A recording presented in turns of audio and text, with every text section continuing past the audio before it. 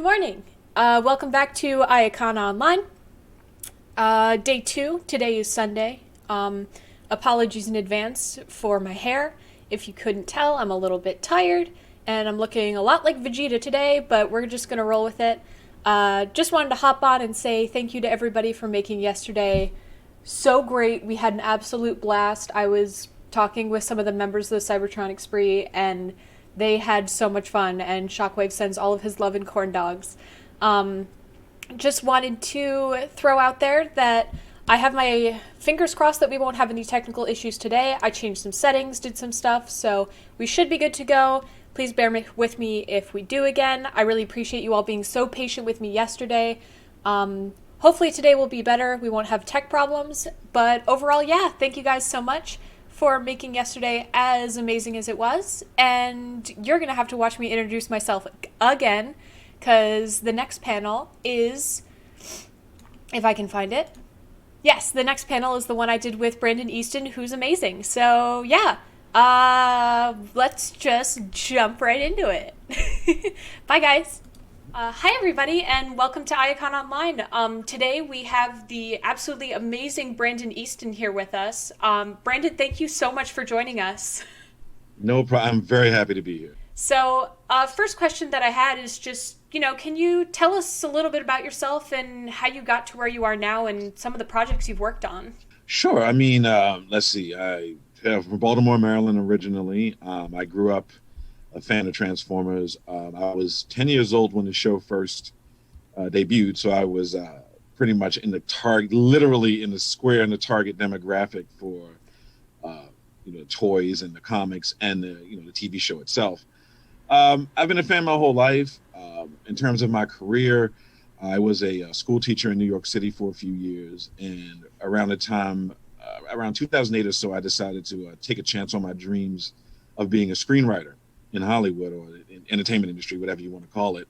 And I moved out here, and it was a rough couple of years before I managed to get my first, gig. I broke in working on the 2011 Warner Brothers animation reboot of Thundercats.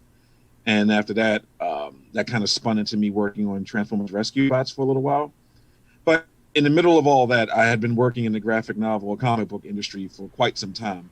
And I have, a ton of credits in that world. And and then over the years, I kept working, getting more and more TV work. I got into the Disney ABC writing program in 2015, which led to me being staffed on season 2 of Marvel's Agent Carter, which was on ABC at the time. And then from there, it's just been, a whirlwind of different projects and some stuff we'll get into over the course of the next half hour or so. But I've been in the business originally I've been writing since like the late 90s, but I didn't really get any momentum until around 2011. So things have been pretty good since then. Yeah, breaking in with something like Thundercats, that's a really big thing to break into the industry with, so congratulations. Thank you very much. It was a great experience. Yeah, so, you listed off a few, but you've written for so many different beloved TV shows and all kinds of different comics, Transformers and otherwise. So what exactly would you say is different about, the entertainment industry and the comic industry? What's different about the writing? Well, if you're writing TV or film, even if it's animation, there's a cost per minute that doesn't exist in comic books, and when you're writing scripts for comic books, you have to basically capture a narrative from a series of still images, two-dimensional still photographs basically on a page, and you have to construct a story based on still images and words. Whereas obviously with, TV and film, when you're dealing with live action, you have actors, you have directors. It's a completely different, scenario. But also, again, this goes back to the bottom line, is that when you're doing a comic, comics are not free to produce, but they're a lot cheaper than TV and film and even in animation. So the cost per minute in animation can be anywhere between $10,000 to $50,000 to even $100,000, depending on what type of show or movie it is. And in live action, your average TV show might run between $600,000 to $1 million per 44-minute or 1 hour episode. Wow. So you're talking about comic books being dirt cheap in comparison to create. So you can destroy the earth 15 times in a comic book, but in TV you only got, or movies you might only have one or two shots to do that in terms of finance. So that's really the difference. I mean, there are a lot of like inside baseball kind of things in terms of medium differences, but generally speaking, it's a cost difference, and you are limited in comics by really maybe page length, because that's a cost too. But I just feel that you can do a lot more visually for cheaper in comics than you can do in TV and film. Hmm. Do you have like a any kind of preference for either one, or are there things that you enjoy about both of them? I mean, I hope there is, but what would you say Oh they yeah, are? I mean, I feel that comics give you an opportunity to really dig into your imagination, because you're only limited by what you can imagine in comics, provided you can afford to pay. I mean, if you're doing it independently, excuse me, you have to pay the art team and all that stuff. But in TV and film, you have the potential to reach more people in a shorter amount of time than you ever would in graphic novels.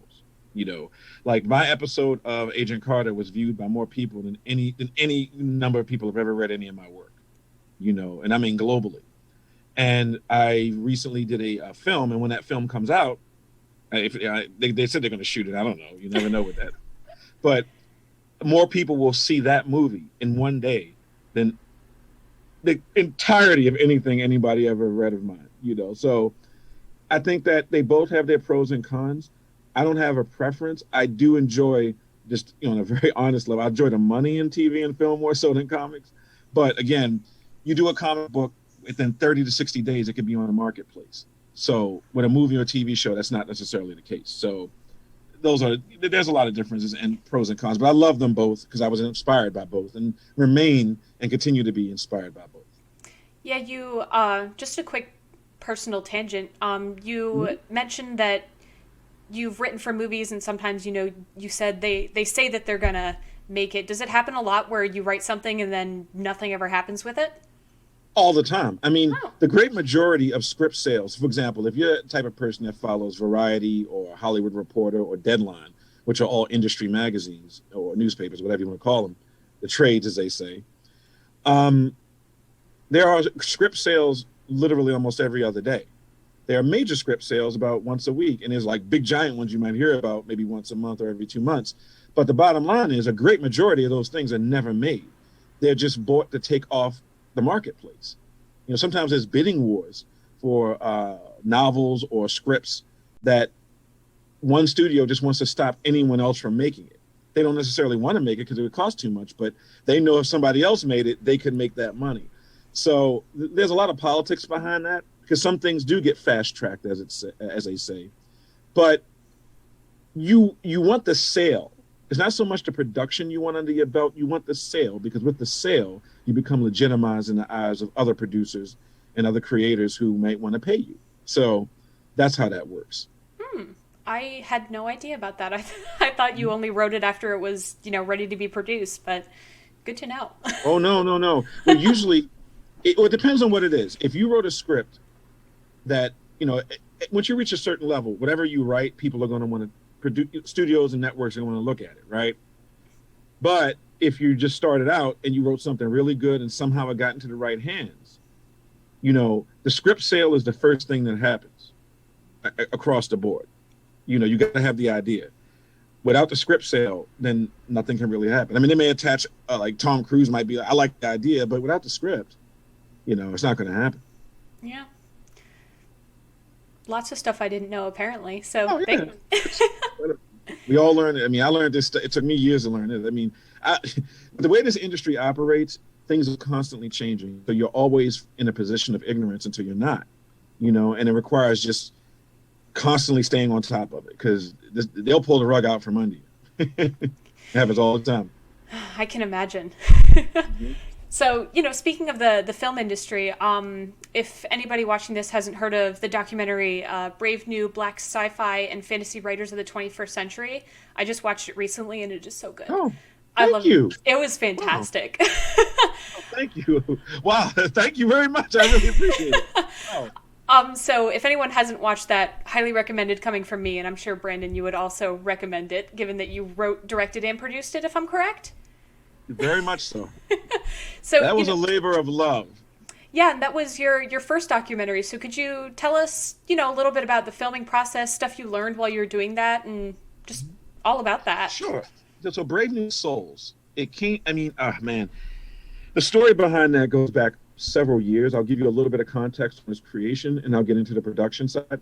So it came from a place where I was frustrated that a lot of people who were claiming to want science fiction and fantasy by people of color, specifically people from the African diaspora, they kept saying they didn't know that we were out there, that my colleagues weren't out there. And there was a lot of people who were doing a lot of stuff that deserved a little bit more recognition, and it happens the same thing with other people with women creators. It happens with, other people of color, Asian, Latino, Native American, Middle Eastern. A lot of people are creating, but for some reason, the market doesn't always acknowledge or support them. So I decided to remedy that the best way I could. So I got a camera, some lights. I borrowed a bunch of equipment from a lot of my filmmaker friends, particularly my buddy named Dwayne, who has all the equipment any human being could possibly want. And I decided to shoot it myself. Luckily, I was on, not tour, but I was hired by Lion Forge Comics. I had done the Andre the Giant biography with them and a bunch of other stuff. And at that time, they were promoting a bunch of their new projects. And I was able to travel with them to different cities and states, obviously. And I was able to reach people I normally would not have been able to reach because I was dirt broke and dead broke. I mean, I was so at that time. Not that I'm not poor now, but I mean, I was really poor. I mean, I had to make decisions between buying memory cards and eating dinner. It was hard.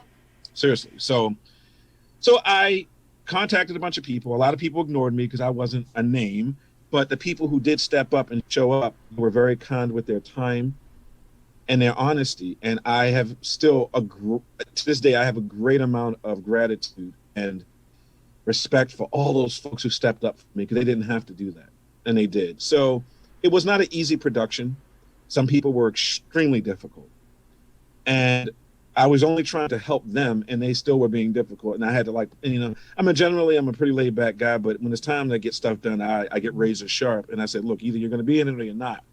So you're not doing me a favor, And eventually things got set right, and it premiered at Cal State Los Angeles, and as a part of a comic book convention on that campus, and the rest is history. And I'm glad it got made. And again, I thank you so much for taking the time to watch it because it was a lot of work. I mean, there was a lot of missteps, a lot of mistakes, but I'm glad it got made.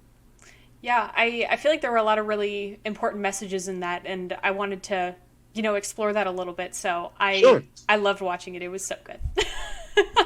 I mean, quite a few of those folks have went on to do a lot of really incredible stuff lately. So it was just an amazing moment in my life. And again, wow, I'm glad it got me. It was points where I was like, this is not going to happen.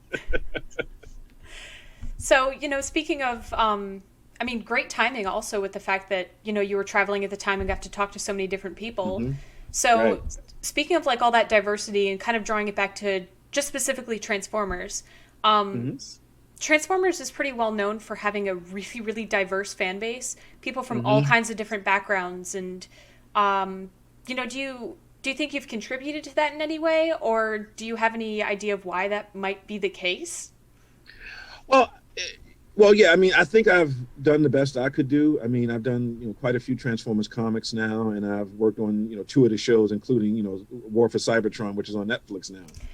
And I'm glad to have made my contribution, and I think that I've achieved everything I ever wanted to do, which was write a more adult-oriented version of the Cybertronian War, but on Cybertron. I was very happy to be able to do that. Right. In terms of why. I mean, I think that it came out at the right time. The early 80s was a major shift in American animation. We started to get away from the Hanna-Barbera, the Scooby-Doos, the Flintstone style stuff, and started getting into action, adventure, science fiction animation.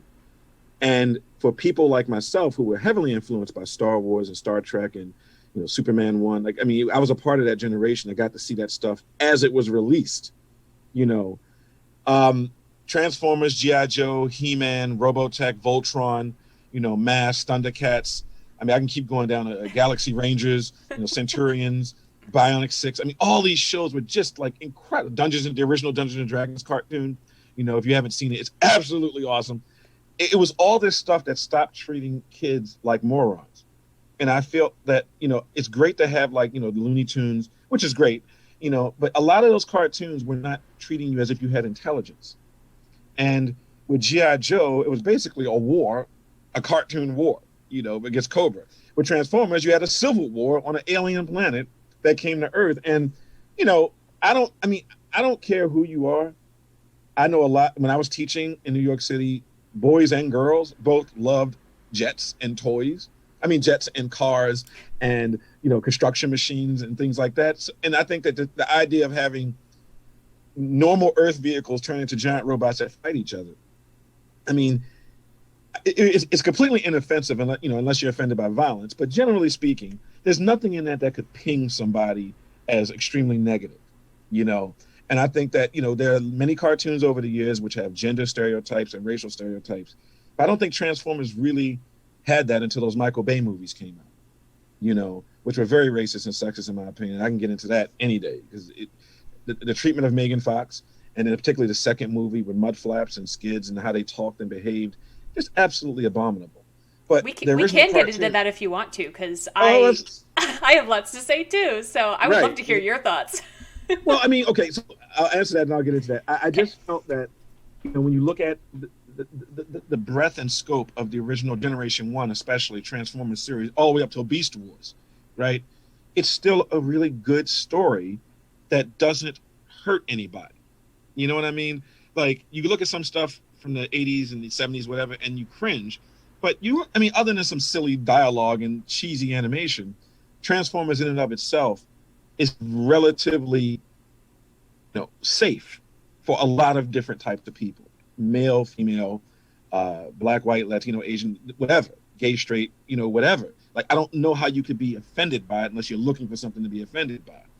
Now, you jump ahead. Now, when those Transformers movies came out, in the early 2000s, the first one I enjoyed because it was just nice to see them and hear Peter Cullen's voice on a big screen as Optimus Prime.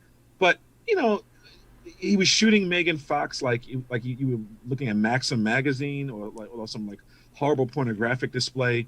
It was like there was so many stereotypes in it.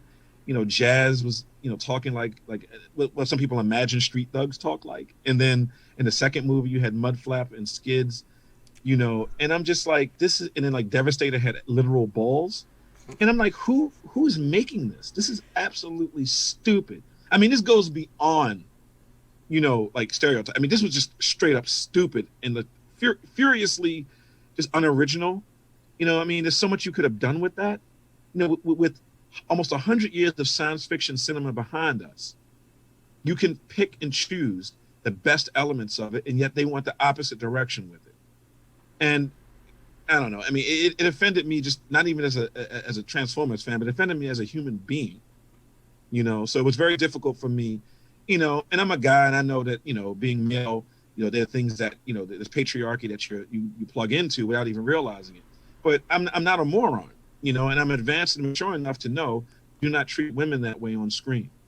And that was just absolutely absurd. And in the treatment of Megan Fox behind the scenes, it's horrible. Anyway, it's just tough. So anyway, moving on. So yeah, I had to get past that stuff. And but like I said, the comic books, the animation, it is very inoffensive and very fun, and that's why people still, even to today, relate to it. I think, Yeah. Do you?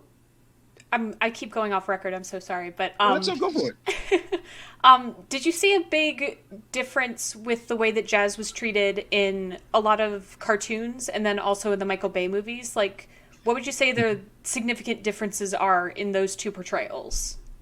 I would say that Jazz in Generation 1 was voiced by a fantastic actor named Scatman Crothers, who passed away. He sounded like, an old black dude, but it was never like, he was never like stereotypical. He wasn't talking about like fried chicken or watermelon and all that horrible stuff. Not the fried chicken or watermelon is horrible, but those are the stereotypes, right? But it was like, it was even in the movie, he just wasn't. I was never like embarrassed by Scatman Crothers' performance as Jazz. Then in the movie, and there's a fantastic voice actor named, I think his name is Kevin Michael Richardson, who did the voice of Jazz. But in the movie, he's like, "Hey, what's up, bitches? I'm just chilling," and he jumps on top of the car and he's crossing his arms like some hip hop caricature. And I'm like, that's not Jazz at all. That's nothing like Jazz. Like, have these people ever watched the show? You know, it's like Jazz was like, if you watch the pilot, Jazz was almost Optimus's second in command. You know, because in the first, cause every time he said anything, he was like, "Jazz, I need this. Jazz, I need that." And Jazz was the one doing the roll call in the first episodes. So it was just like, how do you go from like a classy, stately performance to this nonsense? So, yeah, no, that's the difference in my mind. Yeah, they Jazz really went a different direction with him. So, yeah. So you mentioned earlier, you're teaching in New York City, and you know, I read that you've done a lot of mentoring for hopeful comic book writers, and can you share a little bit of the advice that you have for the writers trying to break into the industry, or maybe some stories about the people that you've mentored? Absolutely. Well, first I'll say I do a podcast for free called Writing for Rookies. So it's Writing for Rookies .podcastpeople.com. And I have like 20, I haven't updated it in like almost 3 years, but I have like 20 something episodes all about how I start. And I would just say, listen to episode 1, because and my general advice is you need to have something to say. You need a story, you know. The advice I usually give people who are just starting out is ask yourself a very simple question. What do your characters want versus what do your characters need? And if you can figure that out, that is where the conflict is going to arise. I usually give examples, like The Wizard of Oz is probably the 1939 version of The Wizard of Oz, you know, the one where everybody knows. That's the best story about what a person wants versus what a person needs. I would also suggest people, and everybody, I don't care who you are, should read Stephen King's autobiography called On Writing, which is probably the finest piece of American literature about how to be a creative writer, in my opinion, and many others too. It is extremely valuable for me, still is. I listen to it as an audiobook because Stephen King reads it, you know, himself. Ooh. And he's talking directly to you about how to be a creative writer and what he did and how he used his personal trauma and pain and turned it into some of his biggest novels in history. You know, because he was a big time cocaine addict and alcoholic. And he talked about how cocaine gave him the energy to write all night long, but it also took away so much. And he talks about that book, Needful Things, being inspired by that, and the Tommyknockers being inspired by that, about the evils of the Faustian pact of you might get something, but you lose a lot more in the long run. And so the book talks about all that type of stuff. And my basic, other thing I usually say to everyone is finish what you start. So many people start a story or a comic book, novel, whatever it is, screenplay, they never finish it. I don't know why they don't. And I mean, I have like 10 rules, but another one of those rules that kind of connects with the previous one about finish what you start. Do not allow family, lovers, friends, colleagues, classmates to get in your way.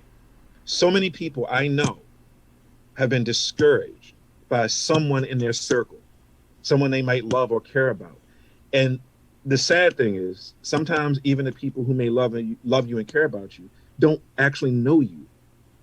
And don't allow that to stop you from pursuing your dreams. Because I can tell you, you asked me about people I've mentored. I've mentored, let's say, maybe 10 writers, and maybe 7 of them have dropped, never finished anything because they let outside influences get in their way. And that's the thing I think really hurts a lot of writers, whether it be, people have all these excuses why they don't finish. But a lot of times those excuses are because they have people in their lives who are not supportive and not very, decent or nice. And that can get in the way of any kind of creative career. It can get in the way of any kind of career, but particularly a creative career where the benefits don't come soon. It takes anywhere between 5 to 10 years to really get momentum. When you hear about an overnight success, it's because it's rare. It's not very often. Every writer you talk to, they'll tell you, yeah, it took me 10 years. It took me personally like almost 15. That's because I stopped and I was teaching in the middle of that. So don't stop. Finish what you start, have something to say, think about what your themes and ideas are, and just try to get the story down. Get your first draft down. That's not going to be your only draft, but without a first draft, you can't do nothing. You know what I always tell people? One of my favorite book series, which a lot of people don't know about, is a superhero, like super realistic superhero book series from the late '80s called Wild Cards. And Wild Cards was edited by George R.R. Martin right before he started Song of Ice and Fire, right? Also known as Game of Thrones. It was a compendium of short stories set in the same superhero universe, but starting in 1939. That's the year Superman comes around, right? The reason I talk about that is because you don't have to write a whole novel. Not everybody's ready to write a whole novel. But what if you create a universe, whatever it could be, fantasy, sci-fi, whatever, romance, and write a series of short stories within that universe. They don't have to be connected. But if you do like 10 of them, you got a book. You got a book, or a novella, and you can sell that. Like you get it edited and stuff, but and so like, those are the things I tell people. Like you don't have to be limited. But like, for example, if you don't have money, write a novel. Novels are free. You don't have to pay an artist until you get to the point where you need a cover. But generally speaking, there's things you can do as a writer that don't cost you a lot of money other than having a laptop and electricity. And I was at a point, I'll tell you, when I first moved here, I was sleeping on the floor. All I had was a floor, an air mattress, and my laptop. Wow. And that's where I started when I got to LA, hand to God. I mean, that's where I started. And it was not pleasant. And like I said, I didn't get into all that, but it took a little while before things kind of stabilized. So I understand it can be tough and scary, but if you have that dream, you have to go through it, or else why have a dream? So last question, to just kind of wrap everything up because we're almost out of time. Yeah.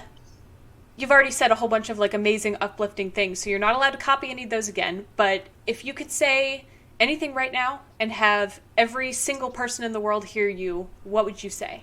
Oof. I would say to be kinder to other people. I find that there's such a lack of kindness. Like when I was growing up, I felt people were a lot kinder. I don't see that kindness anymore. I see a lot more narcissism. And if I could say to the world, just stop thinking about yourself all the time, because nobody does it alone. We all are a part of this big symbiotic world. And obviously we all are different. We all have our different ways of viewing life and blah, blah, blah. But at the end of the day, if you cut your bleed, we all have generally the same wants and desires to be safe, to be fed, to be clothed, to be housed, to get a good night's sleep, and that, to love, to fall in love and have all these, everyone generally, not every person, but generally, we all have a very similar set of wants, needs, and desires. And if we would just start being aware that other people might need empathy, a little bit of sympathy, a little bit of trust, I feel that people are way too afraid of each other now. I think that's what I'm getting at. There's so much fear in the world. And I just don't mean about just like basic, like street crime and all that. I mean, people just generally don't connect, even before COVID. I'm talking about like back in, like 10 years ago. I just noticed there's a massive lack of connection. I don't know if it's the internet. I don't know if people just are like, running to their own little information silos and I'm only, but people got to reconnect some. I don't know what it'll take. Maybe if we have a giant electrical storm in the atmosphere and it wipes out technology for a couple of years, maybe people will be forced to talk to one another, even to look each other in the eye without fear. And I think that's what I would like to say. Just stop being afraid, because fear is such a horrible thing, and I've always said that fear and hatred are connected. And I'll end with this. People will say, I hate snakes or I hate spiders. No, you're afraid of them. The word you use to personify or typify that fear is hate. You see what I'm saying? Like, I hate snakes. No, you don't. You don't know a snake. Snake, you don't know them. you're going to hate him, but you fear him. And the word that you use is hate. So fear and hate are so connected on a psychological, on a neuro-linguistic level. And if we can get away from fear, then I think this will be a much better place to live. And then that's what I believe. That was beautifully stated. Thank you so much for that. So you're welcome. Yeah. So we are out of time. So to everybody watching IACON Online, I will put some of Brandon's social media links somewhere around here. You should follow him and you should watch Brave New Souls because it's super good. So yeah, thank you so much for being with us. We really appreciate it. I'm very happy, and I wish you all the best, absolute best of luck and success. And I will be supporting you, and I'm looking forward to a new celebration of Transformers. And I hope one day we could all actually do this in person. Hopefully someday. We've got our fingers crossed. I'm with you. All right, so thanks everybody for watching, and keep enjoying the convention. Bye-bye.